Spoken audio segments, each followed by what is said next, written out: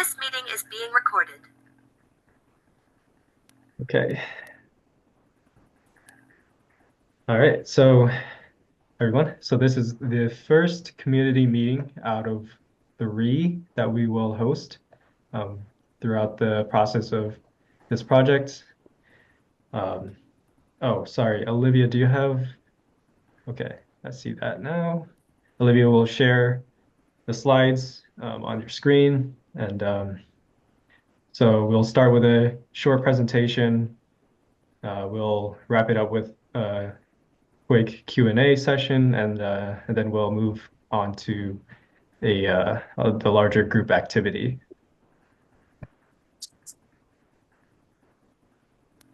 All right. Next slide, please. So what is a housing production plan? Well, okay, sorry. This is just a sliding agenda. I just went over this.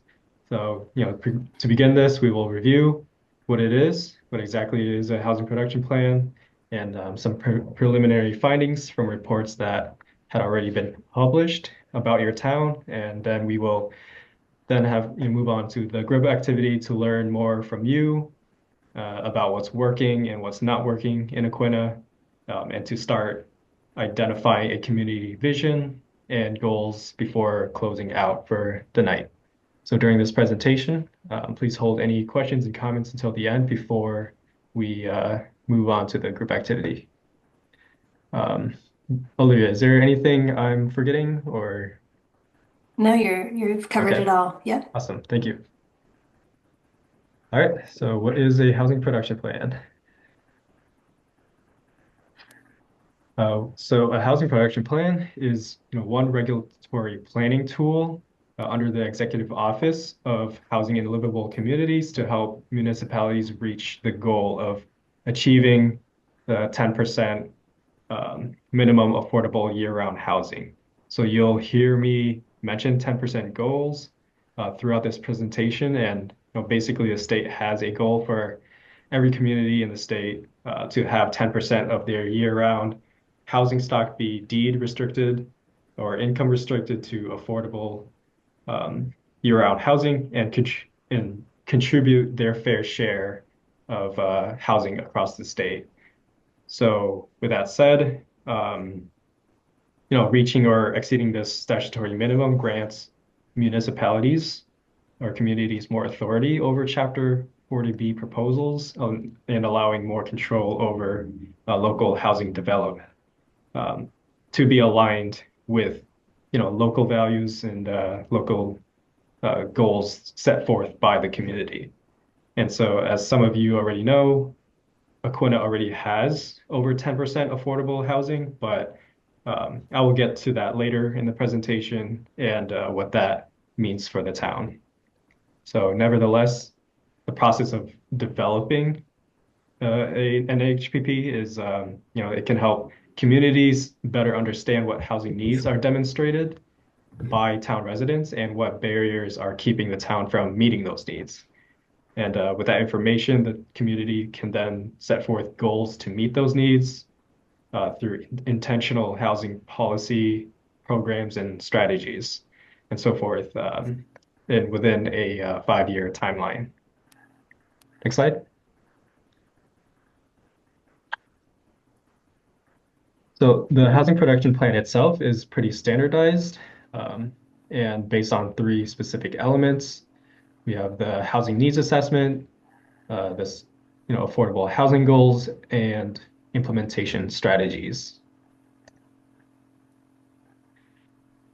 So in a housing needs assessment, we look at existing demographic and housing data to understand the town's current situation, historical trends, and future needs. And we report what housing is currently available or currently being developed.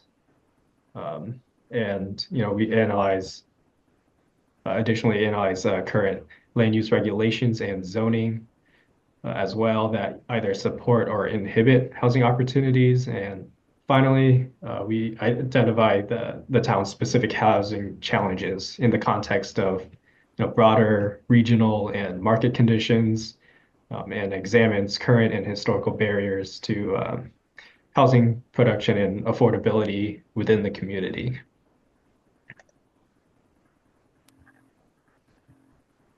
So next we have affordable housing goals. Under EOHLC guidelines and requirements, the affordable housing goals section or component requires specific numerical goals for annual housing production that would lead to the town reaching or the community reaching a 10% goal of affordable housing within 5 years, if the community has not already reached that goal.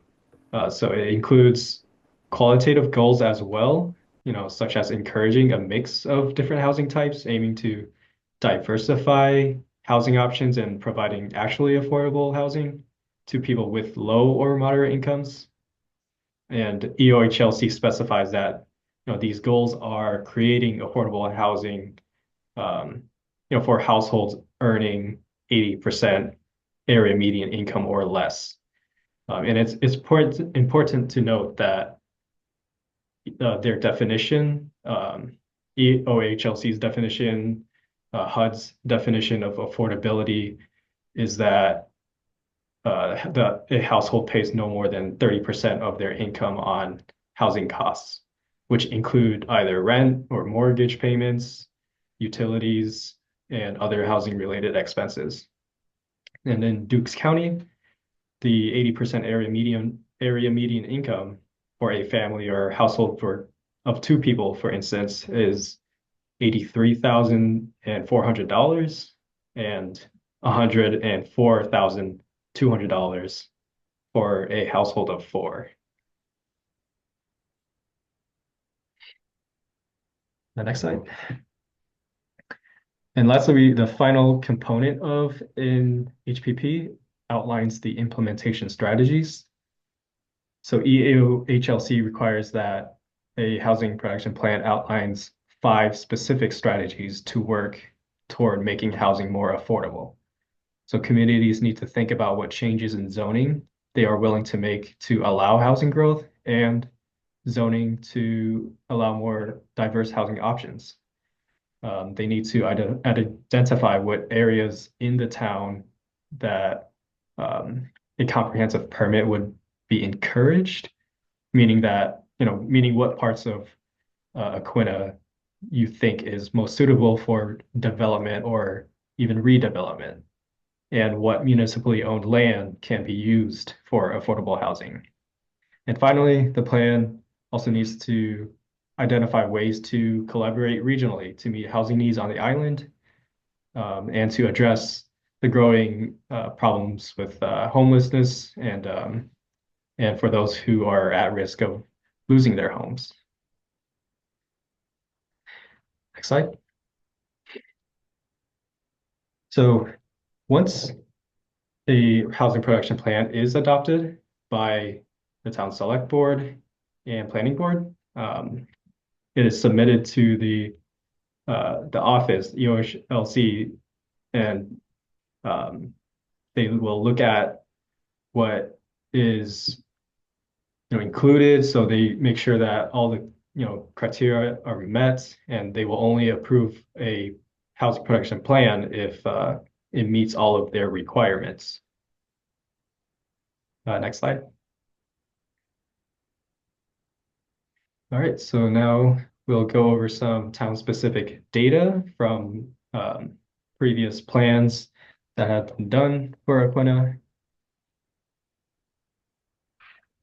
In 2024, the Martha's Vineyard Commission conducted a housing needs assessment that provides an overview of housing needs for the whole island. So it identified a disparity in year-round versus seasonal housing and a loss of naturally occurring affordable year-round units, meaning housing units or housing that is affordable based on market conditions and not being subsidized by public funds or regulation.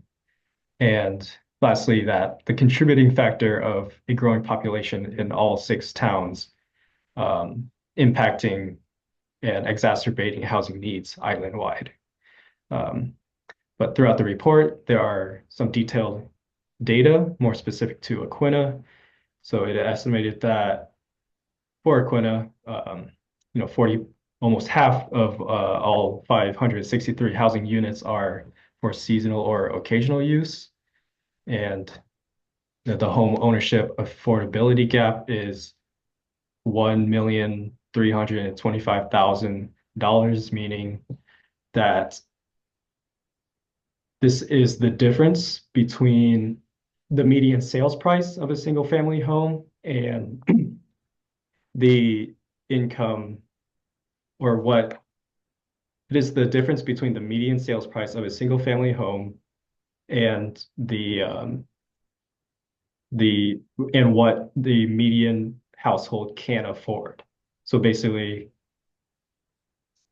essentially, the number is very large, and it's in fact larger than a few other towns on the island, and it's it's just mind-blowingly large.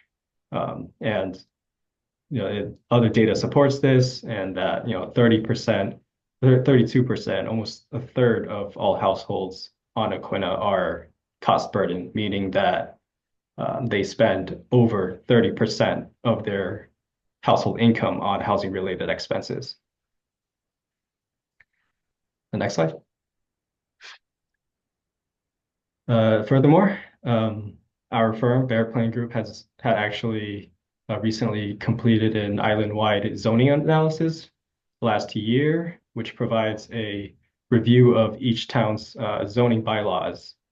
And for Aquinnah, the report found that there are three overarching, I guess, limitations found in the bylaw that inhibits housing production or opportunities to make housing more affordable for its residents. And those be including but not limited to affordable housing being defined as up to 120% AMI.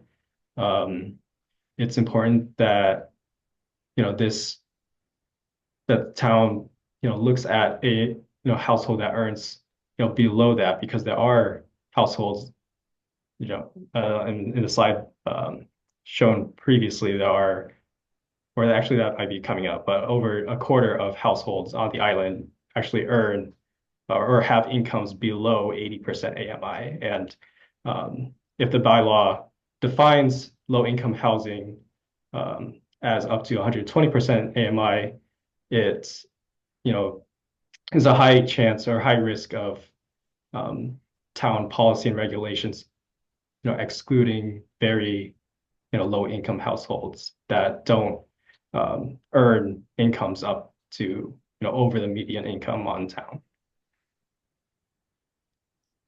Next, we found that the zoning restricts multifamily development conversions, and we also found that the bylaw prohibits mixed use and mobile homes, and these are what the town had decided, but there are consequences of limiting a diversity or variety of different housing types that enable housing to be more affordable for low income households. Next slide.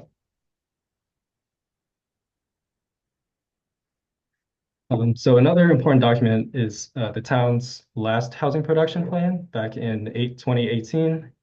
So this was only drafted at the time, along with all 5 other towns on the island, but Aquinnah was one out of the 3 towns on the island that did ended up not adopting this plan, while the other 3 towns did. But nevertheless, the data from this plan is compelling. So, more, as I mentioned before, more than a quarter of year-round households are low income, below 80%. Residents are getting older. The population of 65 years and older are expected to grow from 10% to 50% by 2035. And we've seen this in other communities in the state. the median household income was a fraction of the income needed to buy a single family home sold at the median sales price. So this sort of relates to the home ownership affordability gap in the previous slide, but basically the median household is only earning $65,000, whereas the median sales price for a single family home back in 2016 was $340,000. And these are old numbers, but um, we've you know and we know that across the state this discrepancy, this difference is even larger than it was 10 years ago. And ultimately, the housing production plan identified the need for more diversity in housing types and more affordable home ownership and rental opportunities for people living and working in Aquinnah. Slide. Okay, so this is the subsidized housing inventory table. This is what EOHLC uses to measure a community's affordable housing stock under Chapter 40B guidelines. So as I had mentioned earlier, Aquinnah has the largest percentage of SHI units of all towns at 17%. And the two columns are on the right are the numerical 1 and 2 year goals under EOHLC's guidelines. So these are goals based on the year-round housing unit count reported by the 2020 census. If a community is under the 10% threshold, but adds this number of units each year to the SHI, or the 2 year number every 2 years, then they can request safe harbor from the state, meaning that they have more authority over Chapter 40B proposals.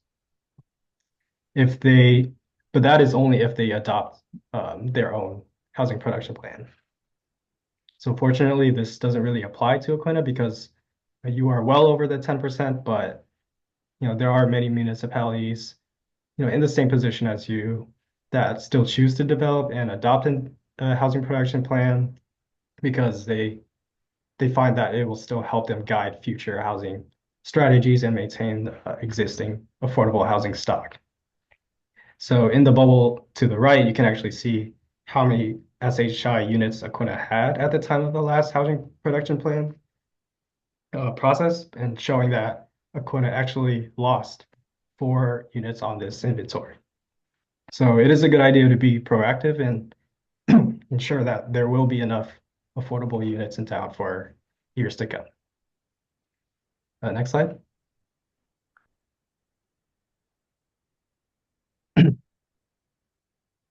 Okay, so taking a deeper look into these SHI units, of the 37 units, 33 are most. So 33 are owned by and managed by the Tribal Housing Authority. We want to acknowledge that the tribe is doing an excellent job in addressing affordable housing needs in its community. And it's also showing that only 4 out of the 37 SHI, or to answer your question in the chat, SHI again means subsidized housing inventory, which is a list of affordable units that the state uses to count that are officially affordable in the state, or sorry, in the community. So again, only 4 units are non-tribal housing authority, and that is the Carl Wittes Way development. So that being the only SHI or affordable units that Aquinnah has that is not federally managed. So we implore that the town makes more of an effort on their part in creating more opportunities for affordable housing, and recognizing that the Tribal Housing Authority has done a good job in addressing this issue.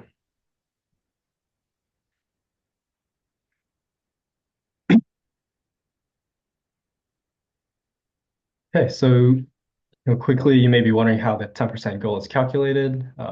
So the decennial census every 10 years is, just one data point that is gathered, and it is how many year-round housing units that there are in each town. So in 2010, Aquinnah had 158 year-round housing units, and so this is the number that that communities use for the following 10 years in the calculation for what percent is affordable. Um, and so the previous 2018 housing production plan used this 2010 count in its calculation. So, but now we're on to 2020, which shows that Quinna now has 215 year-round units, um, and against that, a total of 37 SHI units. Um, so the calculation is, very dependent on, these census counts, but that is not to, um, take away from, the what the measurement is for, how many units are deed restricted affordable. And it is important that, more housing is developed, so that, to create a robust subsidized housing inventory can help stabilize this.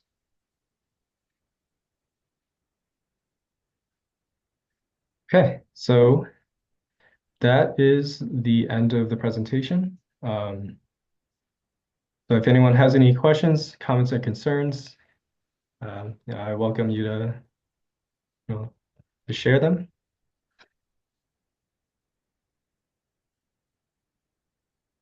I have an issue I'd like to discuss. My name is Jay Thies. I am a resident in Aquinnah. I think that everything that you said factually, I'm sure, is correct, but it doesn't actually define what the real problem is, in my judgment. And in so doing, I think it provides us with an opportunity to find a way to solve all of the problems or a larger problem in order to increase the stock of subsidized housing. And the problem is, in my judgment, that because so much of our land is off of the tax rolls, and because the tribe does not pay either a tax or a pilot payment in lieu of taxes amount to the town, and the cost of running the town has escalated enormously, including its school budget, that I think the opportunity lies for a major revision of our bylaws to increase the general housing stock that is taxable. And I'm thinking of what other cities and towns have done in terms of linkage programs that would permit more development that provided income to the town in an amount greater than what the cost of the subsidized housing takes away from the town. I'm not suggesting that I know what the numbers are or what the linkage ought to be or how the bylaws ought to be changed, except to the extent that I think that without defining this as a problem that includes a makeup on the income, our tax rates are taxable. Real estate taxes are so high here for no services except to the extent that there are mandatory payments that the town must make, which include school, which include police, which include fire, which include employment, etc., that the problem of subsidized housing can't be seen in the vacuum of income levels below the subsidized level requirement. That's my view of this. I chair the Zoning Board of Appeals. With respect to the subsidized housing that has come before the town, we have always supported it. We thought it was correct. There's no issue about whether or not we need it. But I say the issue is that we need a greater solution to the town finances, because the very group of people that are supporting the town and are aging, as your figures and everybody else's figures point out, in fact, will be either forced out or not able to continue to subsidize at the level that we are paying because of the lack of taxable income.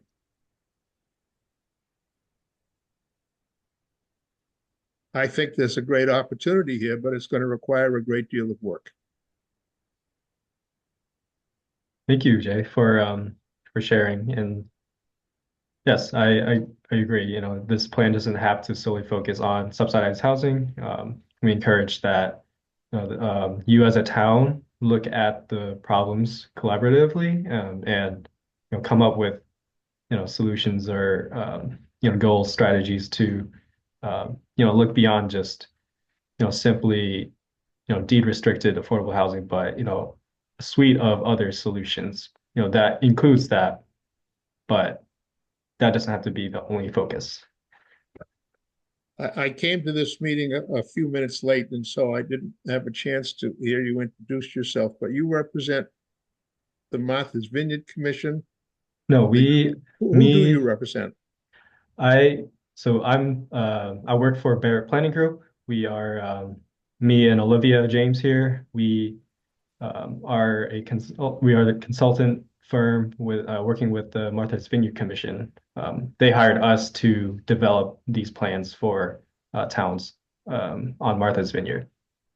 So I think the piece that the commission is missing is the nature of the town's needs, because if we found a way to ameliorate those, it seems to me we would go a long way to solving what is a serious problem by every dimension of this problem. Good point. Is anybody at the commission thinking or talking about this?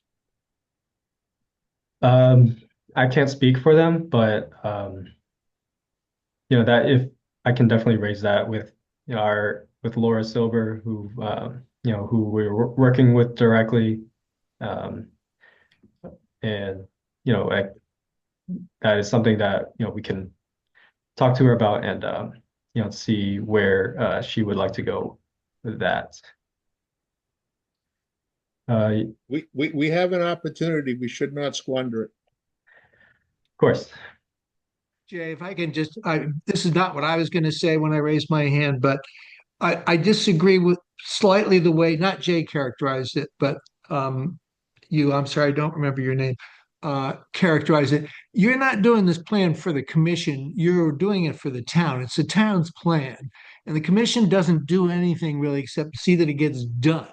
So Jay, it's up to us as a group, and that's why you're here, to come up with the strategies that we want to do. So I couldn't agree more, Peter. Okay. I just want to make sure that was clear. We really need to address this not as opponents, but as solution-oriented, concerned citizens. Right. So when we get to strategies and new strategies, that's the place for you to bring up those things that you think we need to do. I just had a question on the numbers. And what happened? Why did we lose 2 units? Because whatever our strategy was back then, I wouldn't want to repeat a strategy that has us lose units over time. And you said it was 4 units, and they were which 4? So I'll be honest, I am not very familiar with those units. Maybe someone else. Daryl, which 4? Does that include Smalley's Knoll? What's included in this is, with subsidized housing, is not only the units that receive state or federal money, but also the TRI units that have 15-year restrictions. So we lost some of those those. timed out the 15 Right, and we years. knew So they that's would. That's why it went back. But the 4 are which 4?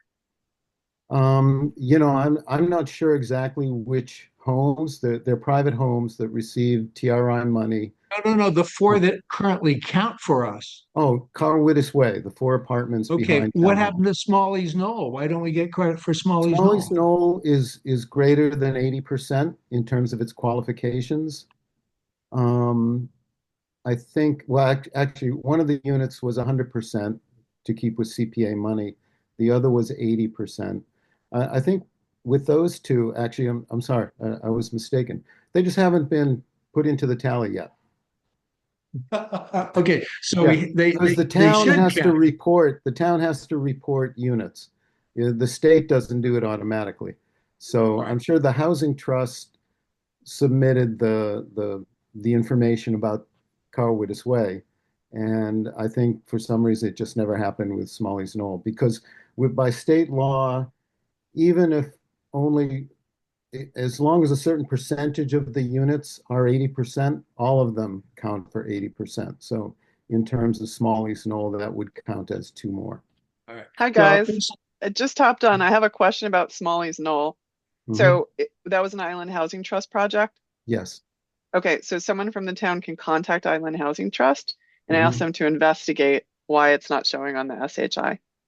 And they can follow up. They did that with Old Courthouse Road in West Tisbury, and that's now going on the SHI. There's an expiration date as to when those can count, and I know Smalley's Knoll was a while ago, but it's definitely worth inquiring with IHT if they can pursue that and find out, and follow up and try to get it on there. Okay. Good. Thank you, Laura. I had one question about numbers. You guys were talking about how 32% of the units in Aquinnah were cost burdened.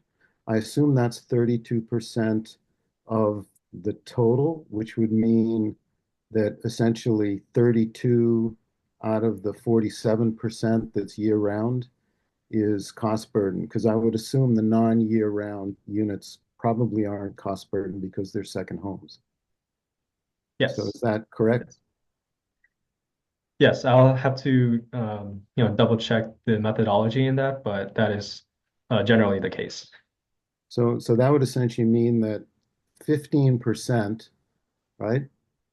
If I'm doing my math correctly, Sure. 15% of the Of all units, including anyway, put it this way, 3/4 of the year-round units in this town are cost burdened.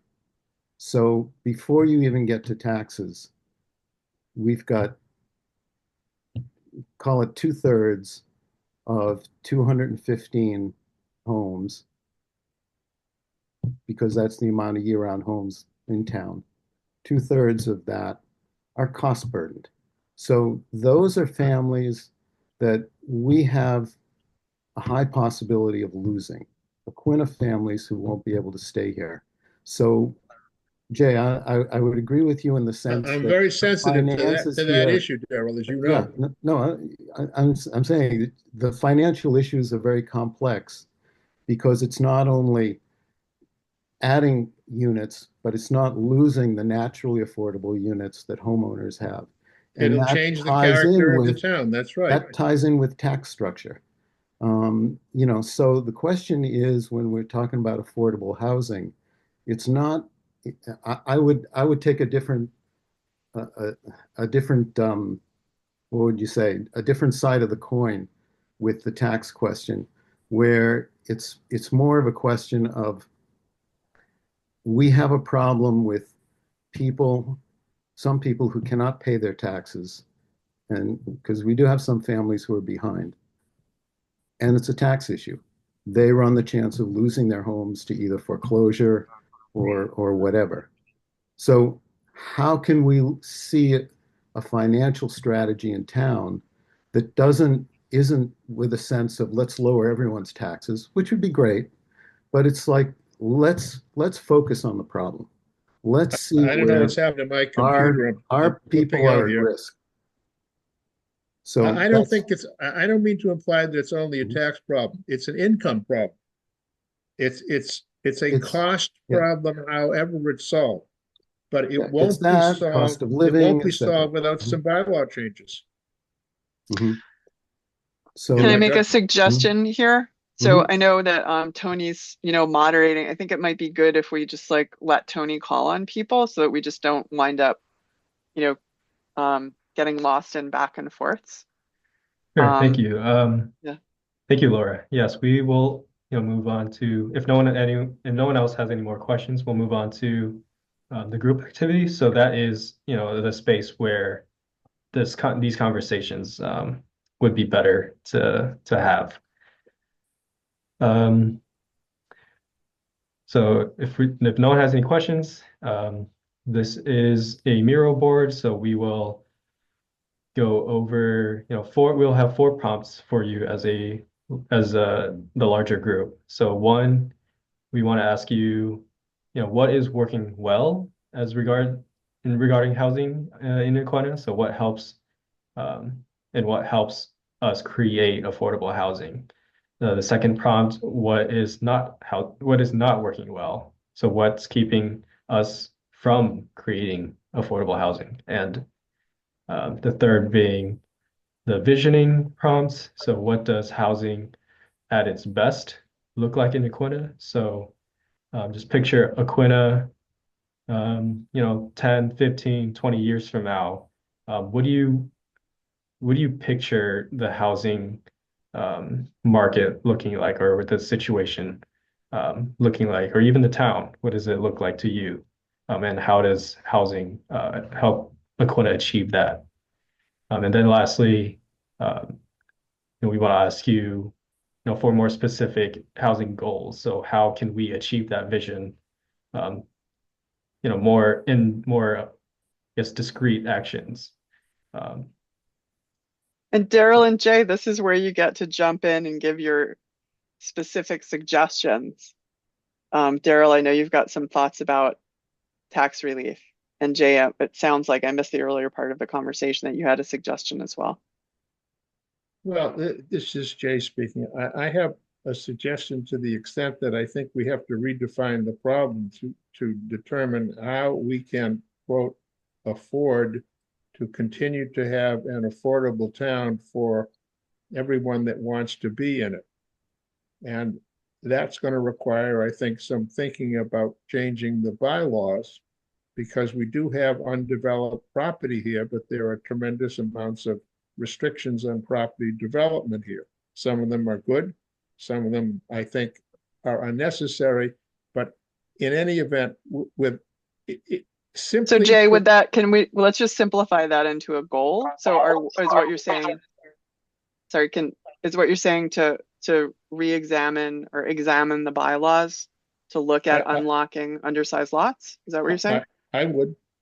Okay, so we just want to keep on track here so that we're not getting off on tangents. That's a good suggestion. But not only to create subsidized housing, because I think we have to create taxable housing as well. And I think we have to create more taxable housing than we create subsidized housing, so that we can continue to have subsidized housing. So there's a piece in the seasonal communities designation if Aquinnah adopts it, in West Tisbury, Edgartown, and Tisbury have already happily adopted it along with Provincetown. And there's only 2 requirements in the seasonal communities designation to unlock this giant toolkit, including one-stop grants and potential subsidies down the road. And that is to actually unlock undersized lots for year-round housing development. Doesn't have to be deed restricted to affordable, but it does have to be restricted to year-round. So that's an opportunity to look at that. Just very quickly, so Isaac has suggested that we do 2 breakout rooms. Is that if that's what people in this group would like to do? I think we have a total of 16 people in here. If we do 2 breakout rooms, that could give each person more opportunities to to share their thoughts and ideas. So if no one objects, then we can do that. I think whatever you think is best, Tony. Okay. Olivia, you can stay on this mirror board. I'll open the other one. That sounds good to you? Yeah, and since you might want to make me a co-host as well, and Okay, then sure. Make co-host. Yeah, Yep, done. great. Okay, so, and thank you for the suggestion, Isaac. And I think, yeah, let's Try to meet back at around 6:45. Does that work? 6:45? Yeah. All right, sounds good. Okay.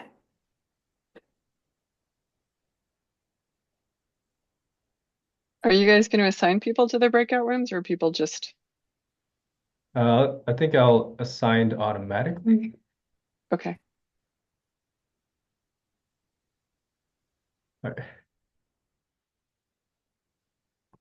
All right. I think this looks good to me. All right, so we'll meet back at 6:45, 30 minutes.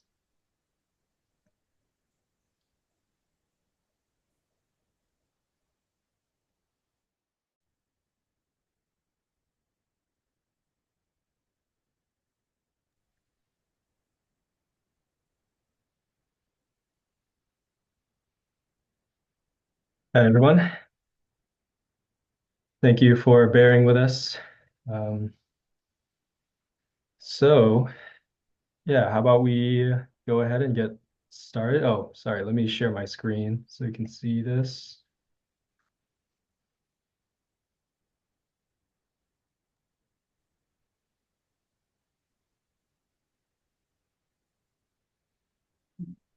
Tony, can you Yeah. hear? Hello? Can you hear? Yes, I can hear you. I am back. No. Oh, what just happened? I No, it's good. I just was ported out accidentally, and now I'm back with you guys. Oh, okay, okay. All right, we're still in the breakout rooms, correct? Yes, correct. Okay, good. Peter, you're waving your hand. I'm waving my hand. Thank you, Laura. I'm glad you joined the group. Can you quickly explain what that means by unlock undersized lots? I believe that currently Yes. there's nothing that restricts lots that are pre-existing from being, they can be developed as long as they meet setback and water and septic I am requirements. not You're talking about something else. And so well, can you just explain what that means? It I sounds can. like a good idea, but I just don't know Yeah. what it is we're doing. So I can't speak of how it works with Aquinnah zoning because I don't have a, photographic memory of Aquinnah zoning. So I know in the other towns, there are undersized lots that cannot be developed on because they don't meet the requirements of a developable lot. What Oak Bluffs just did was they created a zoning bylaw that was adopted last year that allows reduced setbacks and reduced frontage on certain undersized lots if they're going to be used for year-round housing. And that effectively, quote, unlocked 50 identified lots that were not otherwise buildable that are now eligible to be used as a single family home site. So that's what I'm talking about. I don't know, like I said, I don't have a photographic knowledge of Aquinnah zoning to know if you have lots that look like that. But West Tisbury certainly has a lot of them, and a bunch of them are actually town owned. So I was just on the West Tisbury Zoom, and that's something that came up in their Zoom as something they want to look at. Well, then I would suggest as a strategy that we evaluate what we could do to the extent there are lots that are currently not able to be used for affordable housing purposes in our inventory. So that would be identify unbuilt, Right. identify And then lots I that are not currently identify built. lots that are currently not available for development. And then what will we need to change to make them available for year-round housing purposes? Something like that. That would be great. So that would be identify. So Tony, I don't know who's writing on here, but that would be in the housing goals, it would be identify and analyze unbuilt lots for housing potential. Is that correct, Peter? Is that what you said? Yeah. Yep. And maybe Sophia knows whether there are lots out there that meet that criteria or not. I don't remember. Peter, are you talking about municipal owned lots or municipal owned lots Oh, and privately owned lots? I'm talking Okay. about any lot, regardless of ownership. Okay, so Tony, I think it'd be great to add in there in parentheses, municipally owned and privately owned. Sorry. Yeah, I don't have a great, I mean, that's a really good question for Daryl because I think he's analyzed the town a lot to figure Mhm. out what areas um could benefit from affordable housing. But I know there are, our bylaws do speak to certain pre-existing non-conforming lots that can have housing. It's not specific to affordable housing, but I mean, we have so many restrictions like frontage and setbacks and all of those elements that would be really worth looking at to see where areas could be given relief Yeah. to create affordable housing. So, Right. Right. but And I know, yeah. no, go ahead. The- I was going to say that we did allow frontage to be modified by special permit to make smaller lots developable, but we should re-examine that whole thing from this And they broke it perspective. a I little think that's a further good for idea. everybody. And while I I think have the mic, I have a second question. The presentation said that we currently don't allow mixed use. We allow home-based businesses. And I think what you're saying is, or I think what the idea of mixed use is that a person can have a home, but some of the space can be used by someone other than themselves for commercial purposes. Um, is that correct, that that is the idea of the mixed use? Yeah. Yep. So property being zoned for a residential alongside, commercial use. Um, so That Peter, that that would be like the idea of the town center corridor, where Right. you could also have and in the West Tisbury mixed business district, they have this where you could have a business and then top of the shop apartments. Right. Well, I absolutely get it for the town center, and therefore we should put it in as a strategy here because I'm sure the town center district that we're also working on parallel here won't work without it. But um, I think it raises a larger question of, there may be some places where other businesses or marine commercial uses that maybe want to be closer to the water and not in the center of town. It might also work to have some mixed use. So again, I think that's something we should explore.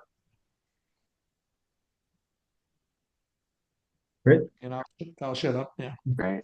Those are great suggestions, Peter. And I think, Thank you. Tony, I think we should add the town center corridor as Okay. in there in the housing goals as a separate, because I know the Sure. town's exploring that possibility.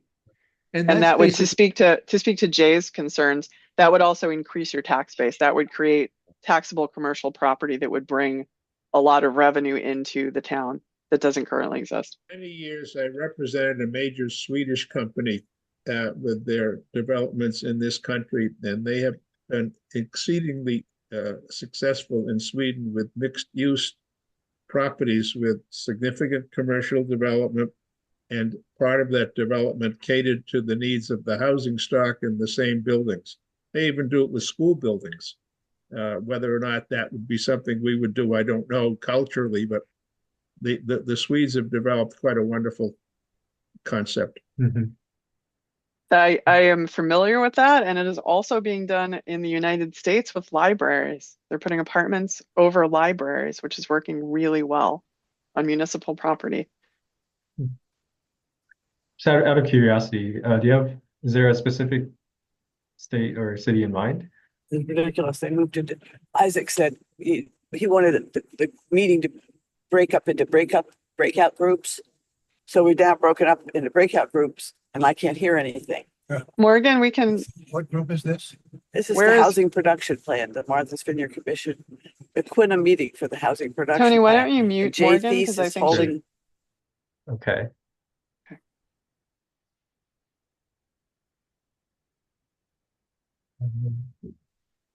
I can text Morgan. I have her Okay. phone number. Laura, I just did because she had texted me saying that she wouldn't be able to talk, but I didn't. And then she said she couldn't get into the breakout room. Oh, she's here. Oh, she just, He was You here, want- I thought.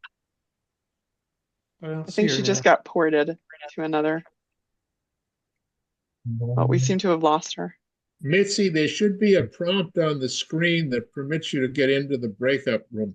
Well, she I'm was here. she was here. I'm here. I'm right Okay. here. Oh.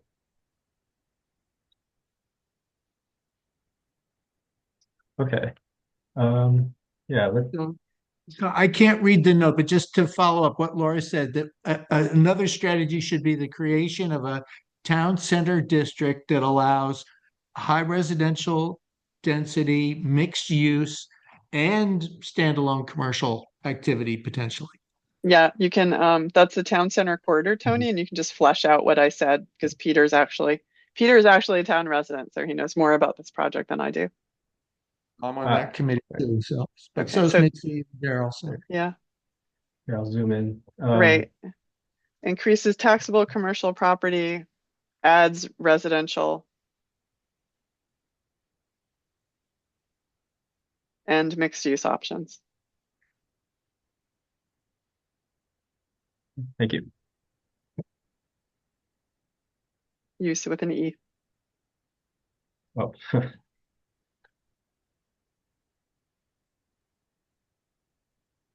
I love Jay's idea about combining, well, you know, looking at European models that combine residential with municipal buildings. We also have a huge need for, well, elderly housing, larger than even the cities and towns in Massachusetts.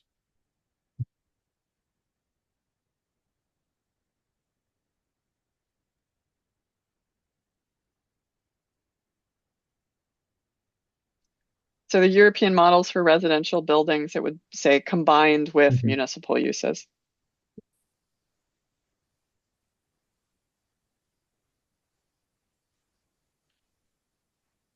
okay. Do we want to start, do we stick to housing goals, or do we want to start, you know, responding to any of the other prompts, or do you feel like this Well, is I think best? Jay just offered something I think that was really great about, I'm sorry, Jay, can you say that again about senior Well, housing options? there's a huge need for well elderly housing.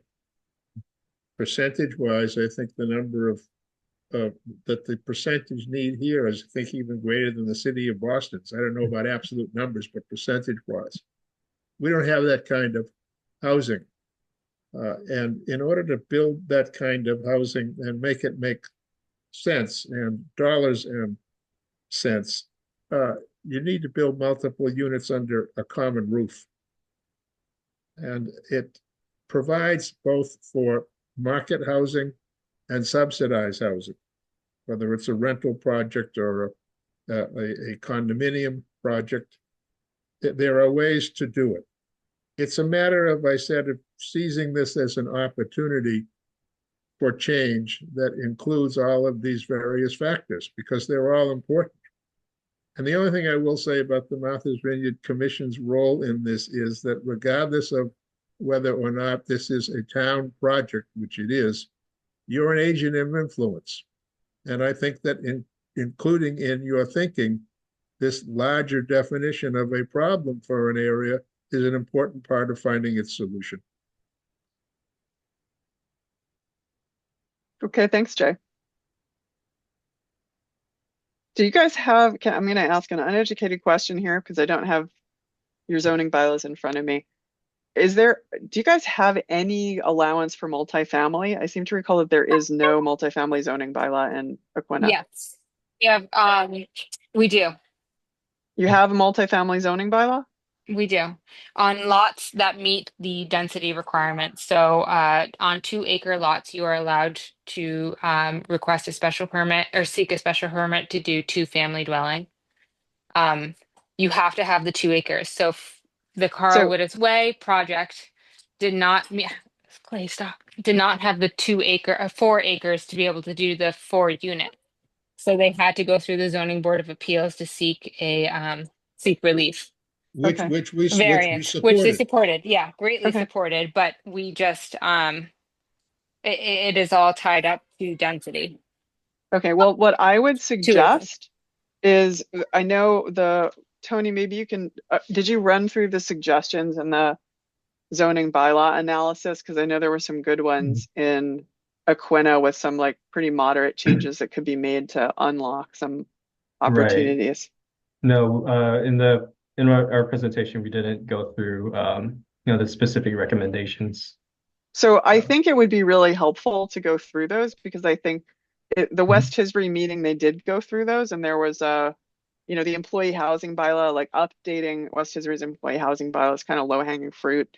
You Mhm. guys have, I think you have a home site lot or an affordable lot requirement that where the acreage is like really high, and just reducing the acreage is going to allow it to be used a lot more frequently. But I can't, if you give me a minute, I'll pull up the zoning bylaw analysis if you want me to, Tony, unless you have it handy. I think, Yeah, I have the documents on hand right yeah. now. Oh, geez. I think what would be really nice, but sorry, I have my child with me. I'm not apologizing. I'm apologizing for him dropping the phone. But I think what would be really important for the next community session, I don't know what the topics will be, but kind of incorporating that information when we send it out to folks Mhm. would be great. You mean as in incorporate this information in the meeting itself or ahead of the meeting? The ideas that you guys had come up with in terms of redefining zoning to create more affordable housing from the past project. Ah, Because I think I really I feel like it was kind of lost in transition when you guys went through that process. Um, and then when it came to the town of Aquinnah, it was more generalized, I think, to the to the whole island, mm, and not really Aquinnah specific. But I could be okay. wrong on that. I don't. Okay. Even if Sophia's, I mean, assuming Sophia's right, oh, I don't know what it said. Some of us haven't seen it, so that would be Okay. helpful to. Okay. I have Laura, I have the document up. Is this you want to go over this now or Super. Well, I was going to say there actually is an Aquinnah specific section of it. So I would kind of leave it yes. up to, I don't know, we'd leave it up to the town residents about how you want to do this. But I think having that, I thought that, the analysis did a really good job of pointing out some really great options that would be great to include in, housing goals. And I don't know if this is the right time to do it or if it's the next meeting. So I would defer to you guys, but I think it's important to include what's in that report. Of course. I think, looking at time, I think it would be better to go over this, in our next meeting rather than, because we do want to, refocus on, asking for input for, Mhm. the visioning and, but, and yeah, just essentially, I think it would be better to go over this, in future events.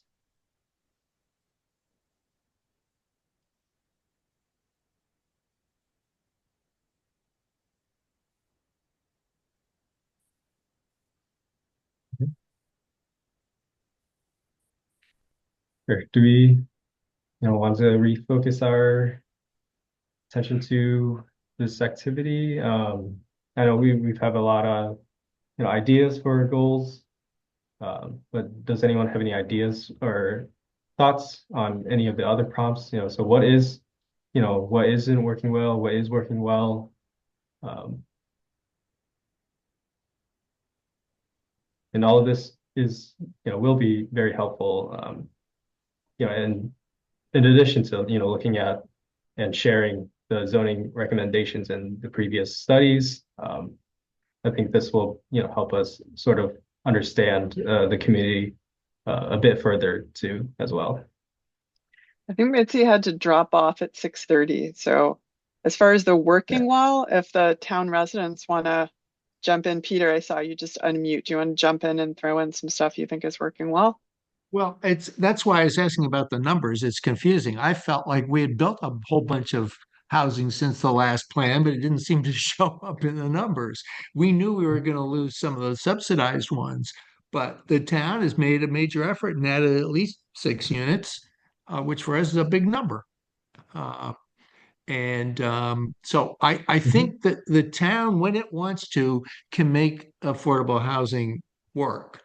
Uh, I think that's good. The reasons it doesn't work are a lot of the reasons Jay was talking about and other things. It's expensive, and we have zoning issues that are anti-development. So But I'm saying we can ameliorate the expense by finding other ways to offset it with absolutely.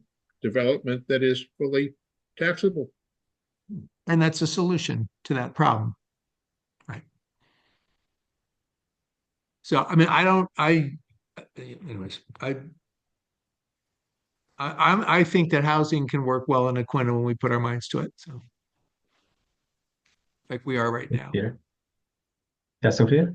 Yeah, I was going to mimic what Peter just said. I think, we really do have a town who is caring for our residents.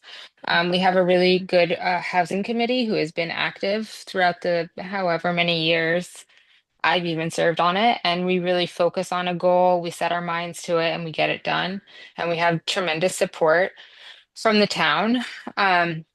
To pursue it. And what's not working, I think, is, our zoning can be very restrictive. And I think that's what really needs to be considered um, at the forefront here. And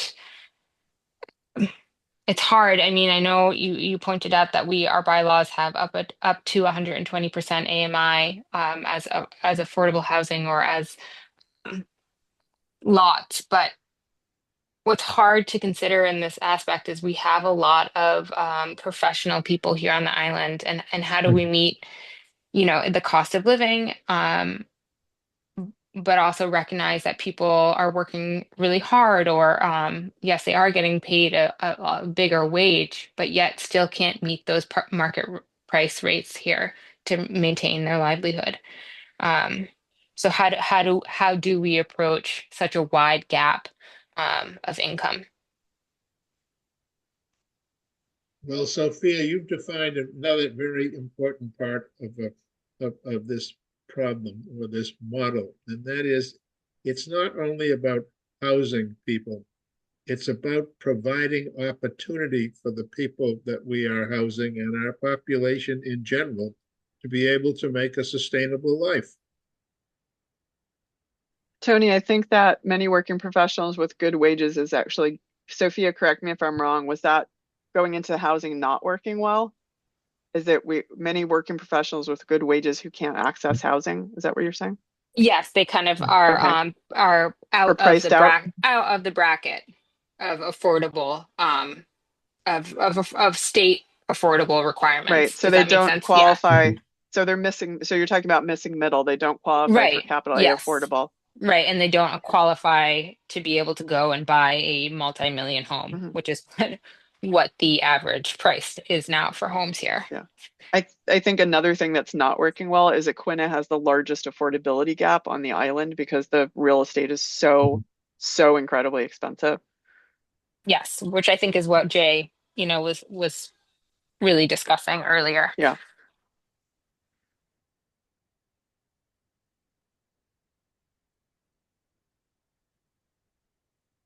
I would add in what is working well is that the town has a long tradition of um, communally owned property and subsidized housing. So it seems to be part of the ethos of the town, along with what Sophia was talking about caring about residents. That's true, Miss Silver. That's absolutely correct. But that developed in a period of time where the differences in income stratas in neighborhoods was not so great. And what has happened is that as the middle class has eroded and as discretionary income has become concentrated, it has driven up the price of poker, particularly because this is a very desirable island to be on. A lot there, but these are manageable problems.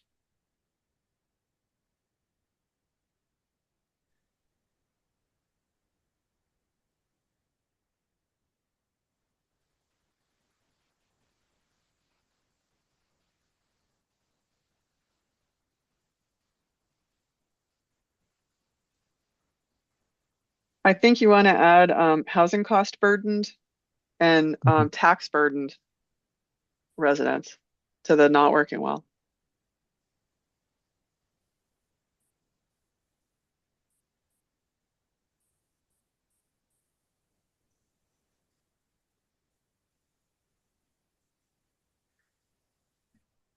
And related to that, I would add into the housing goals, consider a residential tax exemption, which I know Aquinnah hasn't done yet, but is being employed regularly in other communities, in the seasonal communities, and was just adopted in West Tisbury.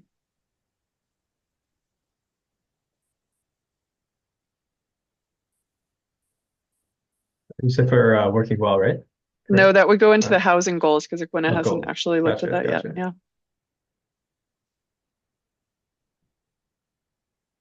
I'm curious actually as to why Aquinnah hasn't looked at that because the tax burdening has been such a big conversation. And, you know, Tisbury's had a residential tax exemption in place for a significant amount of time. Upwep's adopted one, West Tisbury's adopted one. Nantucket's had one in place for a long time, Provincetown. Um, so I'm just curious why that hasn't been visited in Aquinnah. I think it's really worth looking at. I'd be curious to, I mean, I should probably know this number, but curious to see what the um, data is in terms of like the percentage of people who are resident, who are, residential year round, compared to seasonal. But Your also assessor, also compared, yeah, no, I know they'd be yeah, able to generate that, but also yeah. compared to like the people who are enrolled to vote in the town. Um, and where they, if they're residential or if they're seasonal. Um, because I feel like there has been discussion about that residential, tax relief. But it's hard in Atlanta because there are a lot of people who are seasonal yet claim voter rights here in town, um, who, are actually seasonal. So, that idea might not be palatable Well, I in think the the larger residential, schemes. I think the residential tax exemption has more robust criteria than just where you're registered to vote, Sophia. Because this is employed. I think it's worth it to talk to your assessor about this and have your assessor reach out to the town of West Tisbury to see how they calculated this. I'm pretty sure that it's a higher bar than just where you're registered to vote. That's good to know because that might have been like kind of the reason. I mean, that's the only reason I could think of that would kind of, restrict people from bringing that out um, as a topic of conversation and moving it forward. So, which I'm sure all island towns are feeling the same way. I mean, I'm sure there's a large community of seasonal residents in other towns that are also capable, who are also on the voting roll. Like that's true across the whole region, actually. Which is why I'm pretty sure that there's a higher bar.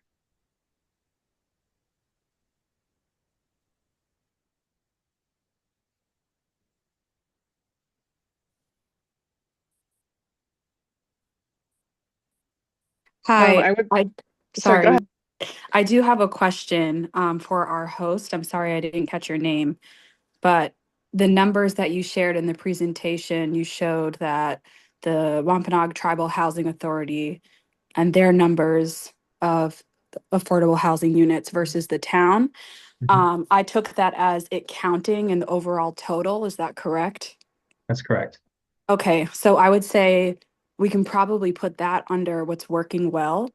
Um, and or maybe not working well because I know that sometimes the Wampanoag Tribal Housing Authority does face some issues with special permits with the town. And so that's another question that I have. I don't know, maybe that goes under not working well.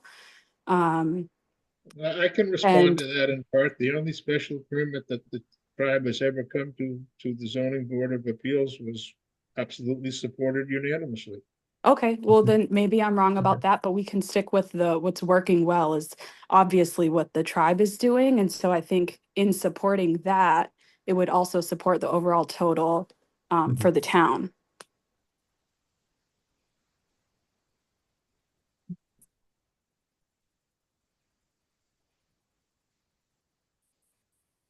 Thank you.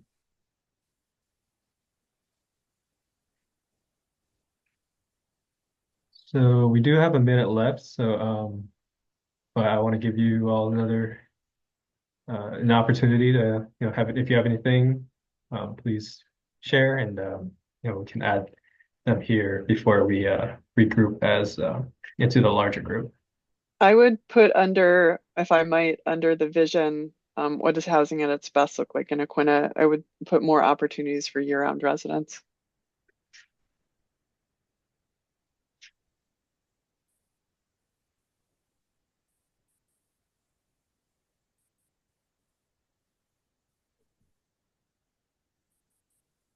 I'd also like to add to the vision quickly to put inclusionary and equitable housing opportunities, which sometimes lives outside of affordable.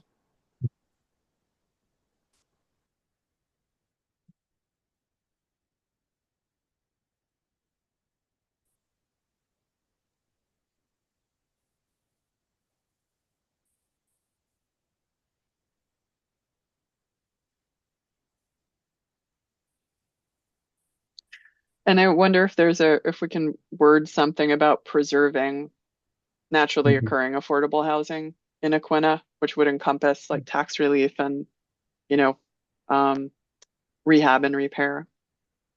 Okay. Yeah, let's put that under goals.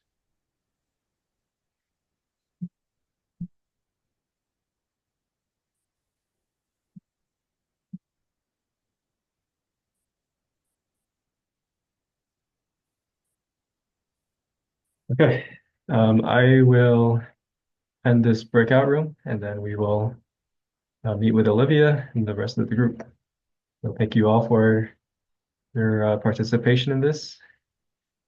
And yeah, this has been very useful and helpful for us. Thank you.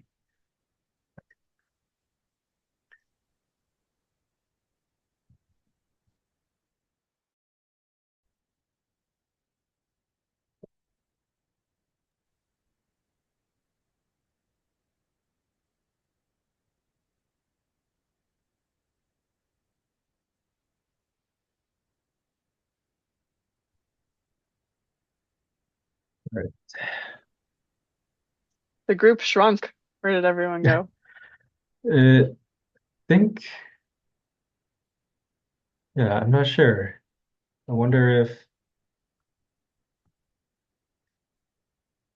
They may be waiting to be oh, ported okay. over automatically. Yeah, that's right. I think I'm looking at the other breakout room and They may need the grandchildren handy to finesse the internet. okay. All right, it's giving them 5 more seconds before they are automatically brought back in here.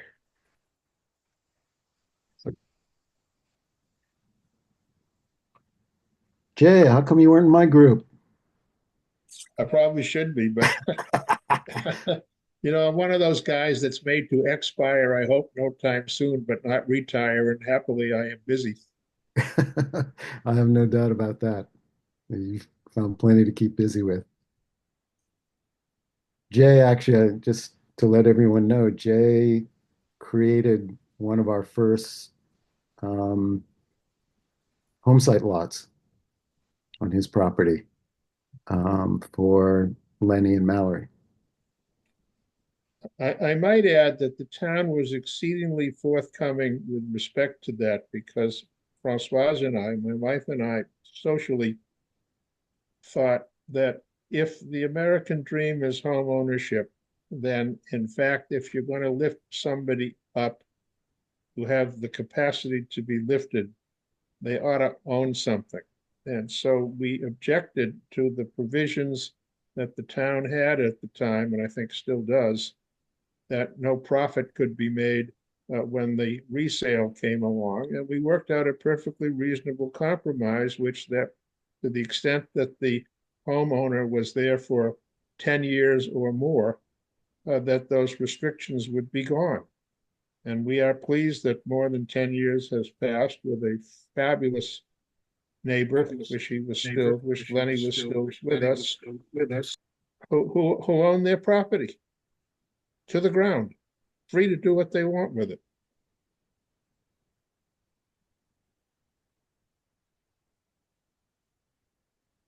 Tony, did you want me to share the screen again, or are you going to close out from here?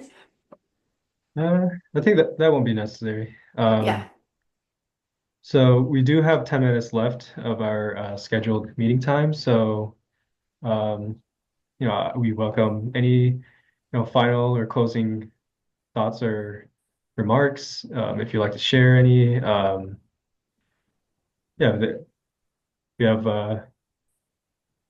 I would yeah, just love to see something added under housing vision and goals, a regional approach to homelessness prevention and addressing homelessness. It's a problem in all 6 towns, and I'd like to see that added. okay.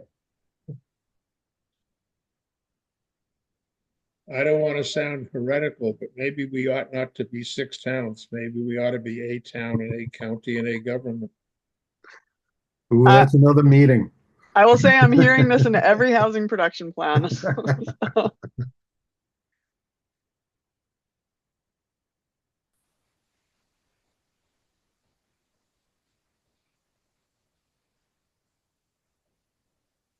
And thank you guys from Barrett for coming and doing this, Mhm. putting it together, for stewarding us through. It's really nice. And I look forward to seeing where we go with this. So I hope I Tony and can't wait to hear what happened in the breakout rooms.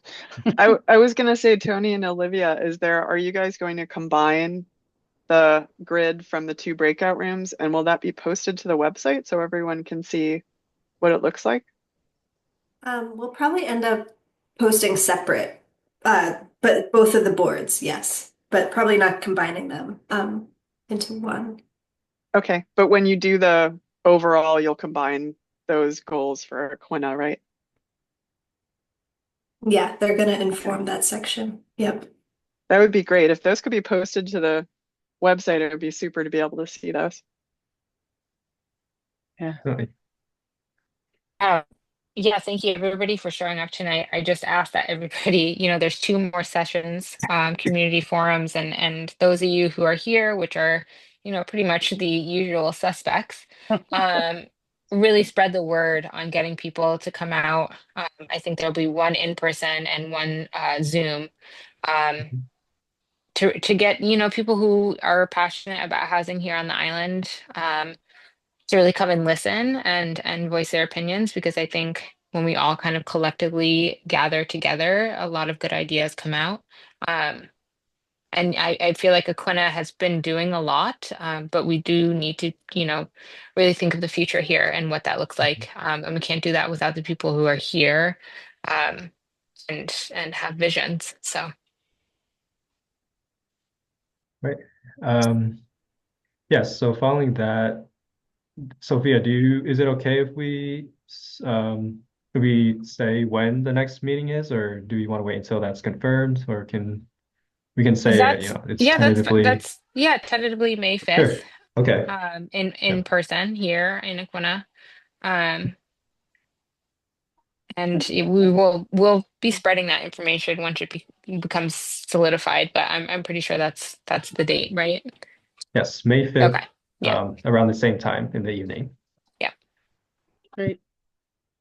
And I want to give a big thank you to Barrett Planning Group and also to Sophia and Mitzi, who've been the town point people for this project with Barrett, for doing the outreach and helping organize the meetings. Thanks, Mhm. guys. Tony, anything else? Olivia, anything else? Are we all set? I think we're all set. I mean, if anyone has any final pressing thoughts, we still have the mirror board up. If you really want to add anything to that, can definitely do that. Our I'd like to add transfer fee onto Mhm. goals, Yeah. because we need a funding Okay. stream for all of this. Right. Thank you. Morgan, you may have added that to in your section already, but You want to raise them or lower them? what's that? You want to raise them or lower them? No, transfer fee is what the town voted on with the other 6 towns for a housing bank. And that got refiled this session. So just keeping that in mind as a goal that the towns are working towards. I'll add Oh, another. Morgan, you're muted. Go ahead.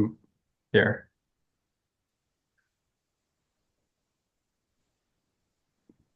If you're speaking, Morgan, you're muted. Hi, I couldn't add anything to the breakout because I'm in the car on an 11-hour drive and the breakout, I couldn't hear anything for the breakout, but I echo and affirm everything that Laura has said about transfer fee as being a part of this. And I'll be able to speak more fully at the next meeting. Well, we appreciate you, joining us and, the capacity that you're able to, Morgan. So thank you. I'll add one thing to kind of segue on Laura, what you say you're hearing from all the towns and Jay mentioned is it seems to me a lot of the towns are concerned with education costs and how affordable housing adds kids in the schools. We hear it. It doesn't gain a lot of traction sometimes, but you do hear it. And so I begin to wonder, we have the SHI lists that all the towns have. We know kind of the numbers of what subsidized housing is. Why couldn't all 6 towns SHIs be combined and the school costs then allotted accordingly? In that way, if Edgartown is to build more affordable housing that for some reason creates more kids in the schools, then all 6 towns are part of that. So it's not like saying, okay, we've done more than others, blah, blah, blah. I mean, in Aquinnah, the truth is every affordable unit we've created here that the town has created, not only ones on the SHI list, but resident home sites, they're all for people who are already here in town. So it hasn't changed the math of school for those resident home sites. But we still hear it come up. And, so I just wonder, is that something worth researching? Like, how could that, what some see as a stigma, be actually um, ironed out by taking an island-wide approach to how schools are paid for?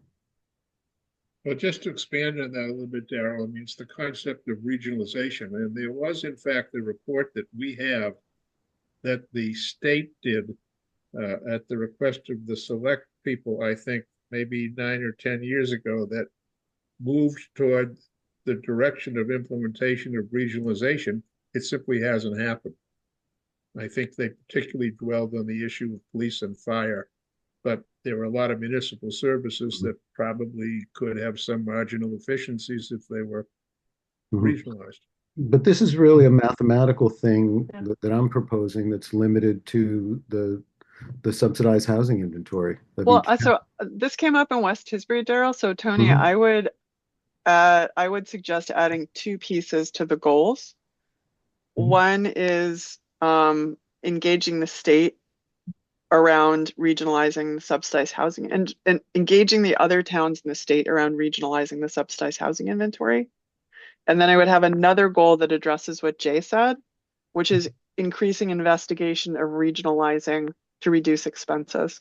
Because this is also coming up. I mean, the talk about regionalizing emergency services, and it's coming up in the other towns as well. Can you capture that in 2 things in the goals, Tony? Yeah, can you repeat the second one? Yeah, the second one, Jay, correct me if I'm wrong. I think what I heard you say was investigate regionalizing to reduce expenses. Yeah, and I think that the reports that the state did on request, I think were at no charge. I could be wrong about that, but that's my recollection. Jay, do you know who did those state examinations? Sorry, it came up a number of years ago at a League of Women Voters evening when there were competitions for select position. Okay, so maybe Tony, if you could put in that the Jay's investigate regionalization to reduce cost, say see state reports, and then that'll just prompt me to go looking for those state reports. Okay. Thanks, Jay, and thanks, Darrell. Thank you. Oh, and I would also add under goals or tools or whatever, I'd like to underscore the importance of adopting the seasonal communities designation at town meeting this year to get that toolkit. Is that on that's on Aquinnah's warrant, right, Julianne? I Sophia? Yes, I believe that's on there. Okay, good. Yeah, I thought I'd read somewhere that it was indeed on in Aquinnah. Good. Great job, everybody. It's a Onward. crackerjack team up here in Aquinnah, for real. Good work, everybody. We're right up there. Put this, we're right up there with Cambridge on the You know, all you flatlanders are welcome up here. Thank you. Always happy to visit, whether by Zoom or in person. Bye, So, guys. Good night. yes, thank you, everybody. Have a good night. Good night. And hope to see Thanks, you at the guys. next meeting. Thanks all. Thank you. Tony, before you and Olivia go, have you guys worked out, oops,